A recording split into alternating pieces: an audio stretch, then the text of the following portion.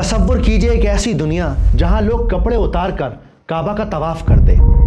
آنے میں تو آپ نے صبح کر دی، کل ساری رات کہاں تھے آپ؟ کل ساری رات بیٹھک چلی اور آخرکار فیصلہ ہو گیا۔ کیسا فیصلہ؟ مکہ والوں سے طواف کے کپڑے خریدنے کی کوئی ضرورت نہیں، مرد دن میں، عورتیں رات کو بغیر کپڑوں کے طواف کریں گی۔ عورتیں بغیر کپڑوں کے طواف کریں گی؟ بالکل، اب سے یہی نیا حکم ہے۔ مکہ کے سرداروں نے اپنے آپ کو ہمس کہنا شروع کر دیا۔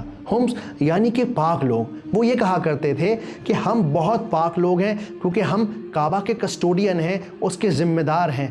میں کہتا ہوں یہ لوگ دور دراز کے ملکوں سے آتے ہیں، الگ الگ قبیلوں کے لوگوں کے ساتھ ہنسی ٹھٹھا کرتے پھرتے ہیں، مکہ میں ہر طرح کا مال بیچتے پھرتے ہیں۔ اللہ جانے یہ لوگ اور کیا کیا کرتے ہیں، اور پھر انہی کپڑوں میں کعبہ کا طواف کرتے ہیں۔ میرے خیال میں یہ لوگ ہم مکہ والوں کی طرح پاک نہیں ہیں بلکہ ناپاک ہیں، اس لیے میری رائے ہے کہ آپ یہ حکم لاگو کر دیجئے کہ کعبہ کا طواف صرف پاک کپڑوں میں ہوگا اور وہ کپڑے صرف مکہ میں ہی ملیں گے۔ یہ تو بہترین خیال ہے، یہ فیصلہ کعبہ اور کعبہ کے خادموں کے لیے فائدہ مند ہوگا۔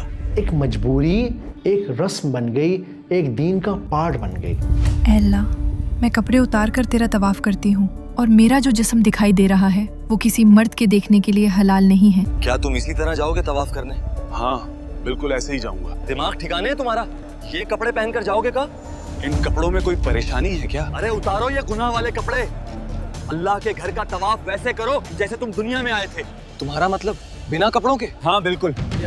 بنو تمیم کے لوگ کپڑے اتار کر طواف کر رہے ہیں، کوئی بات نہیں، وہ جیسے حج کرنا چاہیں کرنے دو۔ انہیں ناراض کرنا مطلب کاروبار کا نقصان۔ اس کے علاوہ کعبہ کے باہر کچھ کھومچے بھی لگوائے ہیں، جا کر ان سے کرایہ وصول کر لو۔ جی بہتر، چلو چلیں۔ یہ اصل میں کوئی کہانی نہیں، یہ سیرت النبی کا واقعہ ہے۔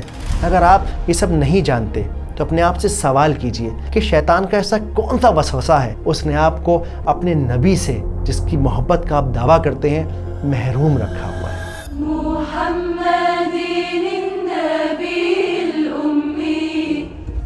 آپ صلی اللہ علیہ وآلہ وسلم کی زندگی کو جاننا ہم سب پر فرض العین ہے، اسی لیے میں نے سیرت النبی کی ایک سیریز شروع کی ہے جس میں سنیمیٹک انداز سے بہت آسان طریقے سے آپ سیرت النبی کو سمجھ سکتے ہیں، بنا کسی فرقہ پرستی کے، اوتھینٹک کتاب کے ذریعے سنیمیٹک انداز میں۔